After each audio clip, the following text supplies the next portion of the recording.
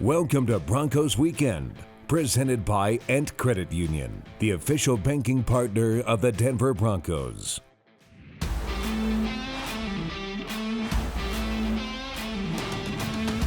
Hello, everyone, and welcome to another edition of Broncos Weekend. I'm your host and Denver Broncos team reporter, Elisa Hernandez. In the studio, I'm lucky to be next to Hall of Famer Steve Atwater and former Bronco and ESPN analyst Orlando Franklin. The Broncos coming back from a mini bye week following their win on Thursday night. Checking in with our guests, how are we feeling 7 weeks into the season? Well, I think we feel pretty good. I think the offense has done some good stuff. We got some other stuff they need to work on. Same for the defense, especially that Chargers game. I know you're supposed to let them go, but I'm holding on to that one a little bit. I think we've done a really nice job on special teams. So overall, I think a really good job. I'm right there with Steve. And, you know, the added caveat to it is the mini bye week, right? You play on Thursday night, you got a quick turnaround. You always want to go into that feeling positive, feeling really good about your team. Now it's time to make the adjustments as a coaching staff. You really have a good idea of what the identity and the culture of this football team is. Now let's go out there and implement it for the rest of the season. Well, the Broncos will host the 1-6 Carolina Panthers on Sunday. Head coach Sean Payton had stressed that although a 3-1 record on the road is good, it's important to protect home field. So looking at that, you're looking at this team coming in. How do you not overlook this team, especially when you have two tough road games coming up? This is the National Football League, any given Sunday, right? I mean, I don't care what the team's record is. I don't care how they're doing, what their quarterback situation. Every team gets an opportunity to get a first-round pick all the way through the 7th round of the draft. They all have a ton of money to bring in free agents, and they get that opportunity to bring in those college free agents. Do not go out there and get embarrassed. Every single time you step a foot on the football field, you got to remember you represent that organization, but also you're representing your last name. 31 other teams will get that opportunity to see that film. So go out there and take care of business and ball out. Now I say, as you know, we're not in the game anymore. we can say what we want to say. Right? We can speak the truth. Like, hey, we should go out and take these guys out. But as a player, those guys in the locker room, you got to look at it totally differently. You got to look at it like, these guys are going to be the best that they can be on Sunday. So we got to be the best that we're going to be in order to beat them. Because like O said, on any given Sunday, anything can happen. And we've seen it happen time and time and time again. Well, Javonte Williams looks to have a big game on Sunday. How happy are you to see him really get things going, especially after his big performance in New Orleans? I'm super happy for him. He's looked like the Javonte of old. I don't know what happened. He looked like he got ticked off or something. Or he said, "Forget this knee," and he just let it all hang out. And that's the mean, tough running that we've seen from Javonte. He's super reliable. He's catching passes out of the backfield. He's being, a tough runner, many yards after the catch, yards after contact, the whole 9 yards. So happy to see him back. And I have to ask, how important is it to see the return of Mike McGlinchey and what he's been able to do for that line? Yeah, Mike's sound. You know, Mike's going to be that leader, that veteran guy that's been spent a ton of time in that wide zone system.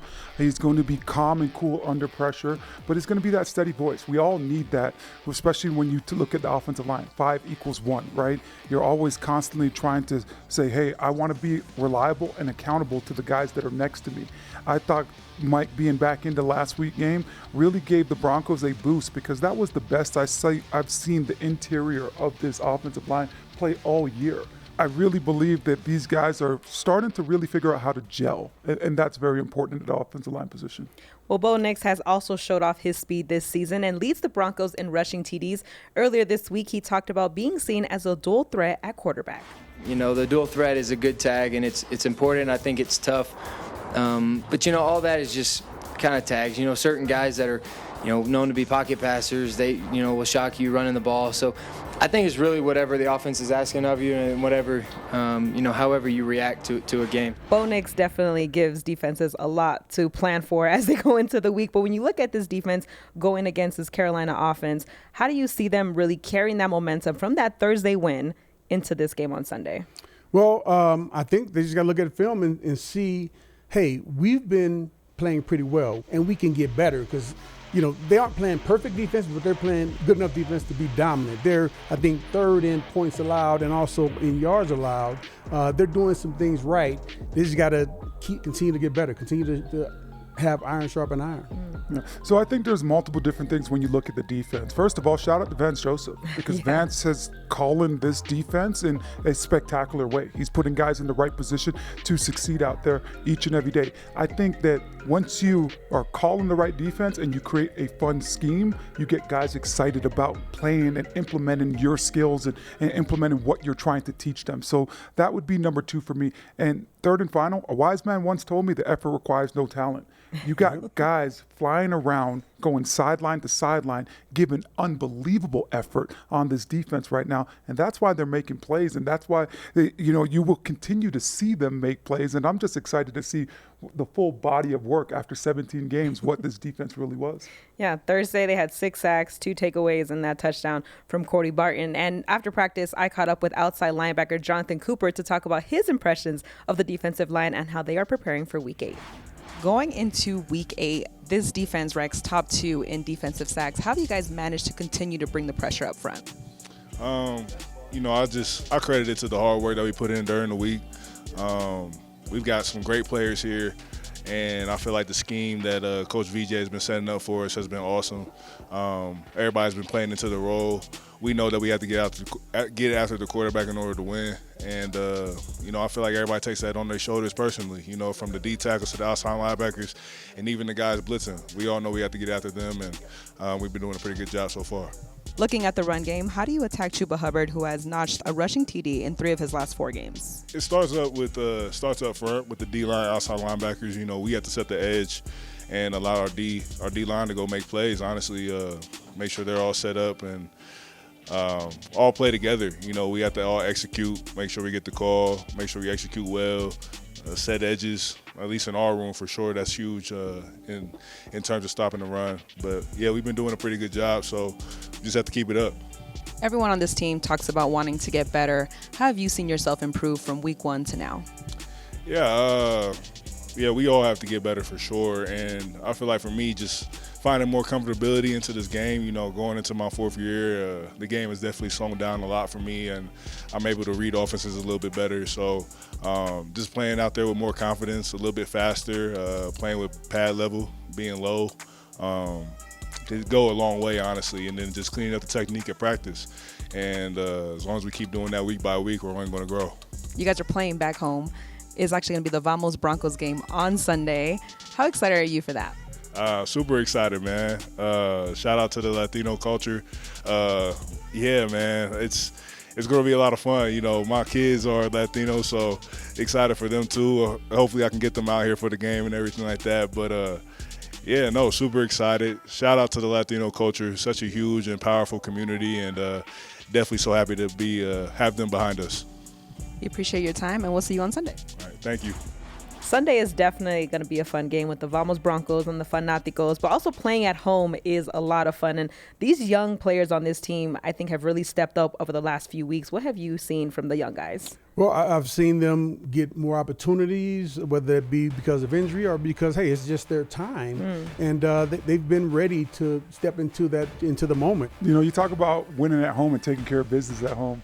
These young guys have become household names because of their play on the football field, right? One thing about Broncos country, they're going to know exactly who you are. I had to go lose 110 pounds not to be recognized at the gas station. I got tired of signing autographs, got tired of being stopped, right? So Broncos country, it's exactly who you are. Yep. And these young guys have been performing and really stepping up and becoming household names for the Denver Broncos. Yeah, I think that primetime slot really was able to showcase what a lot of the people have been missing, right? This Broncos defense is fierce. Yeah, they're fierce, they're hungry, and they're playing for each other. Every time I hear the players talk, they mention about how they're not just playing for themselves, they're playing for that entire defense. When we come back, we'll be joined by DenverBroncos.com lead writer Aric DiLalla, who will break down the explosive play of linebacker Cody Barton with Hall of Famer Steve Atwater. Plus, we'll reveal the numbers you need to know ahead of Week 8. We'll be right back.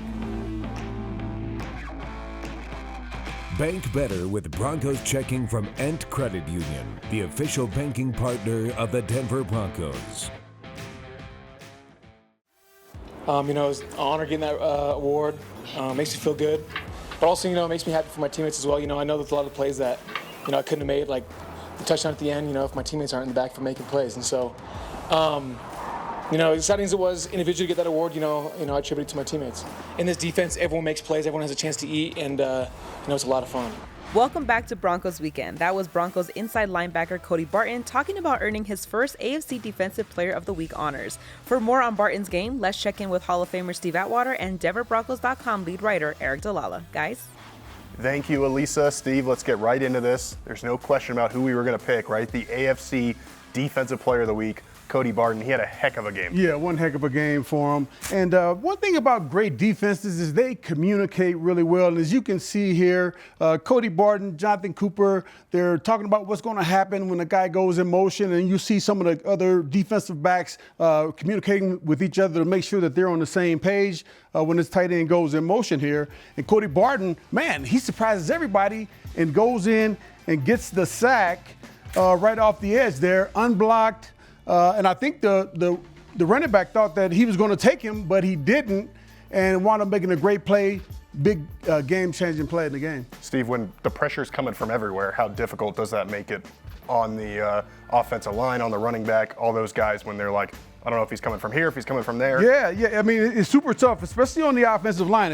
As you'll see here, this offensive lineman set much wider than he needed to just because he thought Jonathon Cooper was going to possibly come as well. And JFM ends up being able to almost get the sack if Cody Barton hadn't been there. And we know, Zach Allen said, it's a race to the quarterback. You got to get there quick if you want the sack.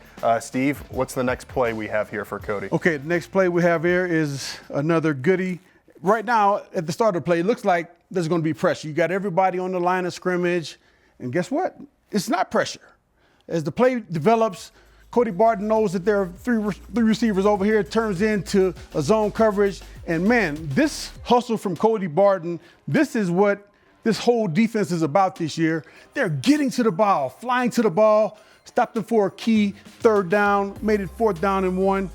Just a big play on his part. And, he was just doing this all game long. And a really good angle there, too, to the ball, right, Steve? Yeah, you got to take a great angle. Otherwise, either he'll overshoot him or undershoot him.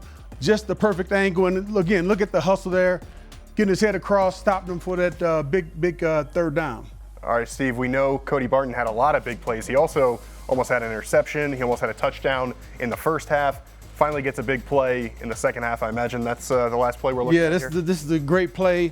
As you'll see, Jaquan McMillan did a wonderful job of, first off, disguising it. Nobody knows he's coming. He's standing there waiting to the last possible minute to take off, and he's able to get the sack on the quarterback. And Cody Barton is coming. He picks it up, scores, and is able to turn around and walk in backwards. That's one of the things that I think every defensive player wants to do one time, but just great defensive play, great defensive call in that situation. Yeah, I love with McMillan, you can't tell he's coming. Sometimes those guys, they get up close, you can tell they're about to go. He's just standing there, and then boom, he's ready to go. And then, yeah, Steve, a little showboating. Yeah. You ever showboat like that, come on, Cody Barton, I think he has a little bit of swag there, so I like that. All right, Steve, well, that is a tremendous game from Cody Barton. And now we're going to send it back to Elisa for the numbers you need to know for this week's matchup. Thanks, guys. It's week 8, and the Broncos are back home hosting the Carolina Panthers and in the hunt for their 5th win of the season. The Broncos have won 4 of their last 5 games after starting the season 0-2. We did a deep dive, and we found the numbers you need to know. The Broncos are 6-1 all-time versus the Panthers and 3-0 all-time versus them when playing at home. This season, the Broncos are 4-0 when they have 1 or fewer giveaways. All 3 losses came when the Broncos had 2+ giveaways.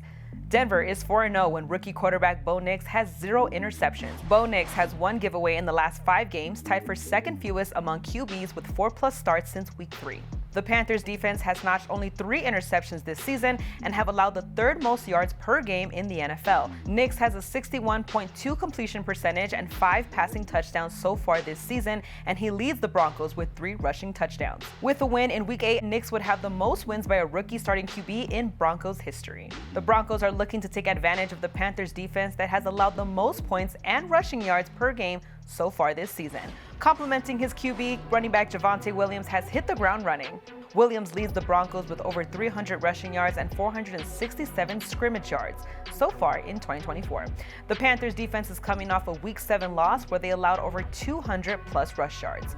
Meanwhile, Williams is coming off a big game in primetime. The Broncos win over the New Orleans Saints where he rushed for 2 touchdowns. His 2 rushing TDs marked his first career game with 2+ rushing TDs. Through the air, Williams also leads Denver with 23 receptions, which is tied for 4th most amongst running backs. Scanning the field, wide receiver Courtland Sutton leads the Broncos with 277 receiving yards off 21 receptions. The Broncos defense continues to remain dominant. They have held teams to under 19 points in 5 of the 7 games. The Panthers offense has averaged 15.7 points per game in 2024, ranked 28th in the NFL. The Broncos rushing defense has held running backs to a 3.9 yard per rush and looks to put a stop to Panthers running back Chuba Hubbard, who has a rush TD in 3 of his last 4 games. The Broncos are top 2 in the NFL in sacks this season.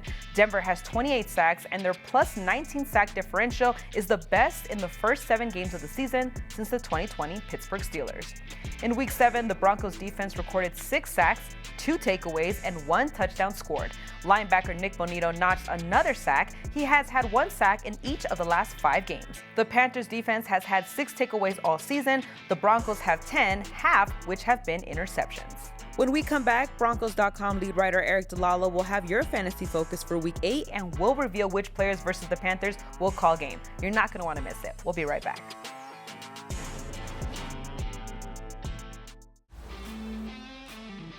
Welcome back into Broncos Weekend. It is time for Fantasy Focus. And this week, we are talking about the Broncos rushing attack. Javonte Williams posted a season-high 88 rushing yards in Week 7, and that also represented his most rushing yards since Week 13 of 2021.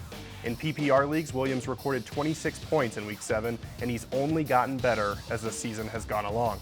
With the first multi-rushing touchdown game of his career in Week 7, Williams showed an ability to get those needed points for your team. Williams, though, isn't the only player picking up yards on the ground for the Broncos. Jaleel McLaughlin, Audric Estime, and Bo Nix all averaged more than 5 yards per carry. Williams and the Broncos could have even more success in Week 8, as the Panthers have allowed the most rushing yards in the NFL through 7 weeks. Last week, the Commanders totaled more than 200 rushing yards against Carolina. The Panthers also ranked 25th in passing defense, and Williams is tied for the 4th most receptions by a running back through Week 7. Add it all up, and it could be another big game for Javonte Williams. Earlier this week, we caught up with one of Denver's weapons in the passing attack, Courtland Sutton, on the importance of winning at home. If you win all your home games, you put yourself in a really good position to go to the playoffs. So, winning for the home fans, a lot of people come watch us, support us, week in and week out. And, when we get a chance to go play at home, it's for us to go put on a show for them and ultimately go show them, why they are there supporting us. Definitely a leader in the locker room is Courtland Sutton, and when he says that they have to win at home, there is that sense of urgency. Obviously 1-2 so far this season. When you guys look at the schedule, how important is it to get this win in Carolina? Not only because it is a certain opponent they feel they should beat, but also to set the tone going forward. It's always important, right? The next important game is the next one, right? So this is the most important game of the season. You got to go out there, you got to play dominant football and make sure that you take care of business. Winning at home, that's everything. That's Bronco country, right? The Broncos are putting out a great product out there on the football field, but use that altitude to your advantage. You got to run them out there. You got to run them off the field. You got to take care of business. Take your shots, right? Yeah. Strike up the band. Let's go. Yeah. The fans, they need this. I know that the guys want to win. They obviously going to go out and give it 110%. They want to win. We know everybody wants to win. But the home games have to mean just a little bit more than all the rest of the games. When you guys look at the altitude advantage, how do you see this team really putting that pressure on, whether it's getting after the quarterback or starting fast? How do you see them using that to their advantage against the other team? Got to get that lead. Got to start fast, right? If you're able to start fast, that's when the defense could really pin their ears back and get after it and come the second half. But, guys have to – the game of football, man, I missed it. Because at the end of the day, right, I mean, you are going against a person that's across from you and you are saying, hey, come 4 quarters, I'm going to come out victorious. I'm going to beat you up. I'm going to make you concede. I'm going to make you tap out. I think the altitude always gives us an added advantage when you look at how physical this game is. Now, when you get those opportunities to finish, guys, you got to finish them. And you let them know, rub it in their face, right? Go out there, play with the chip on your shoulder and let them know that you're dogging them out and taking care of business. That's what this game's about. It's always been about that. I was like, say it with your chest. That's basically what I was saying. And at some point through the season, it's going to show how much work you've put in the offseason by how durable you are as a team, how long guys are lasting, and do you have the endurance to go the full game, to leave it out there on the field every single game? And we got to do that. Yeah. And also, hey, we got to let everybody know that this 5,280 feet, and they're going to have problems breathing on the sidelines. We should remind teams of that every single game. Showtime, baby, showtime in the Mile High City. Hey. All right. 5280. You heard him. All right, well, it's time for a call game. Each week, our amazing guests will pick a player they think will play well against the upcoming matchup and call game. It's week 8, and the team is hosting the Carolina Panthers. So, Orlando, who you got? I got to give Nick Bonino some love, man. I think he's really been dominated as of lately. He has 5 sacks in the last 5 games. I believe that he's left 3 or 4 of those things out there on the field. Not going to bash you on that, big dog. But, he's really transformed his body, worked on, being fluent in transition into his second pass rush move when the first one is shut down. And he's like the Energizer Bunny out there. He just keeps going and going and going. Let's call game this week. I like that one. Let's see who you got. This will be my first call game. Ooh. And I'm going to go with the guy who's one of the quarterback's good friends, Troy Franklin. My cousin. That's me. That's right. That's right. That's right. I think Troy's going to come out here and have a dominant game. He's gotten some of the jitters out of his system. Got that drop out of the system, that touchdown that he had. Got that out of his system. And, again, we're going up against a defense that they're not the greatest defense in the NFL. So I'm looking for Troy Franklin to have a good game and Bo Nix. There you have it. We will see on Sunday who calls game for Hall of Famer Steve Atwater, DenverBroncos.com lead writer Aric DiLalla, and former Bronco and ESPN analyst Orlando Franklin. I am your host and team reporter Elisa Hernandez, and this is Broncos Weekend. Thank you for watching, and we'll see you next week.